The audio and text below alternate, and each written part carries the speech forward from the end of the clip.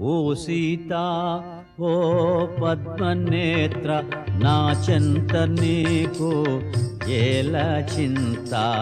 ఎక్కడి రాముడు ఎక్కడి అయోధ్య ఎందుకోసమే వనవాస వ్యధ.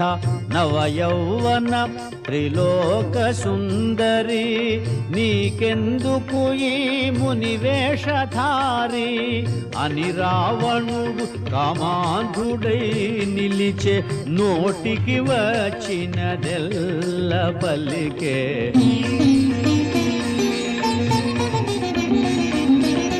రాముడు నీకు సరిగానివాడు నిన్ను సుఖపెట్టడు తను సుఖపడడు.